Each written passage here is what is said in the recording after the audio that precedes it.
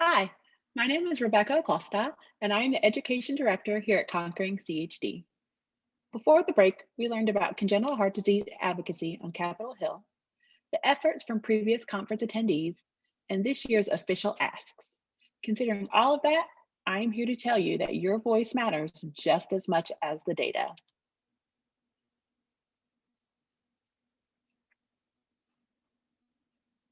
This is one of my favorite quotes when speaking to others about advocacy.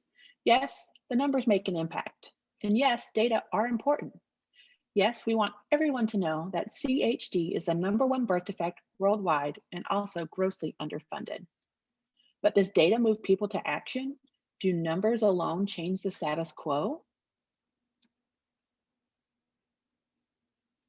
If you have attended our conference before, you've heard me say this 1,000 times. We are truly stronger together. Despite the need for a virtual conference this year, together we are about 200 advocates representing 30 states. The Soapbox Consulting team will have final numbers for us later this afternoon, and even hundreds more will be joining from home through an email campaign to their legislators. While these numbers are pretty impressive, simply coming together isn't exactly creating waves of change. And this, my friends, is where your stories come in.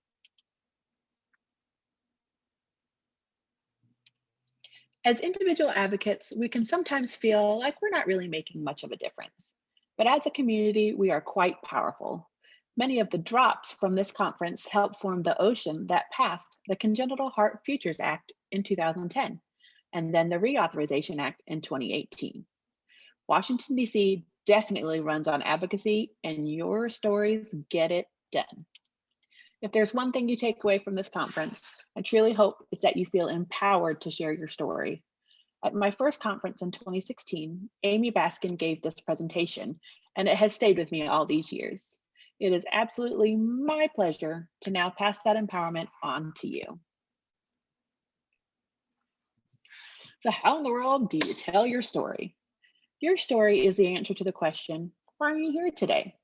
Your story makes your concerns real to the decision makers and features you as a subject matter expert. Think about a television show featuring the main character in their doctor's office. The doctor asks the patient, what brings you in today? And many times the character answers, oh, where do I even start? I remember that feeling, during my first advocacy conference. It takes me back. And these core questions really help center my thoughts. Where does your story begin? What do we need to know about you? What challenges have you faced? And what choices have you made? And why? How has your experience brought you here today? And finally, what can we do together? Using your story can help identify shared visions, like my personal dream of a well-informed community of millions of CHD patients and families. You can use your story to form a shared identity. Where's your staffer or member of Congress from in your home state? Is it close to your house? And you can always use your story to identify shared responsibilities, otherwise known as our asks. Know your audience and make the time together worthwhile for both parties. You might want to check out this cartoon from my friend Dilbert here. You're telling your story for a reason, and it should be tailored to the audience in front of you and the environment you're in. Watch the body language and the clock, and maybe even more so, especially because of the virtual platform this year. After the initial greeting, my first question is always, how much time do you have for me today? This shows respect for their schedule and allows you to break the ice in an easy way. Don't forget to find common values or experiences. Does the legislator or staffer enjoy festivities or experiences that are unique to your state? What's their favorite hometown sports team?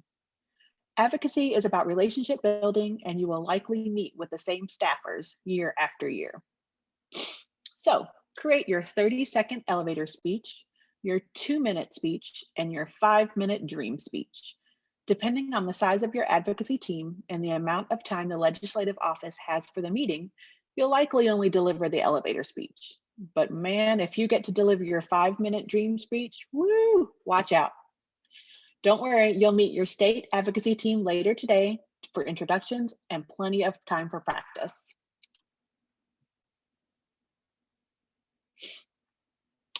Meetings on Capitol Hill can feel stressful, especially if you're new to the experience. Adding in the virtual platform just makes it a tad more interesting. The hug method is my personal way to remember what's most important. Surely we can all think of a time when a hug was just a little awkward. Too long of a hug, too tight of a hug. The other person doesn't seem to want to let go of the hug.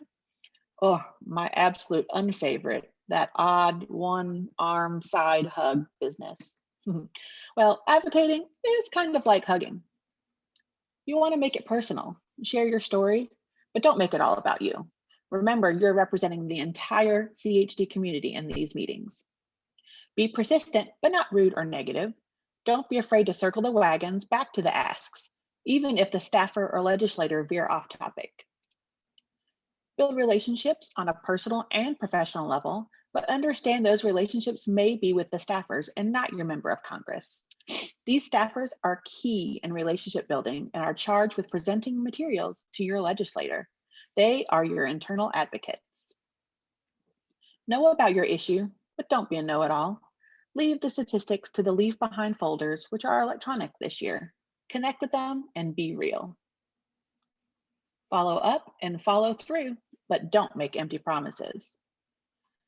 Don't make up statistics or facts, and it is absolutely 100% a-okay to say, I don't know, but I'll find out for you. That's also a great way to ensure you follow up with that email. So during your meetings tomorrow, remember the hug method, and please, my friends, don't make it awkward.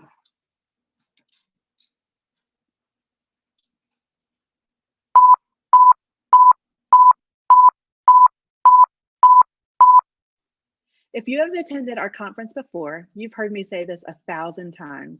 We are stronger together. Hey, guys, who's messing with my computer filters? Come on. If you have attended our conference before, if you've attended this conference before, you've heard me say it 1,000 times. Really, Mom? Now? If you've attended this conference before, you've heard,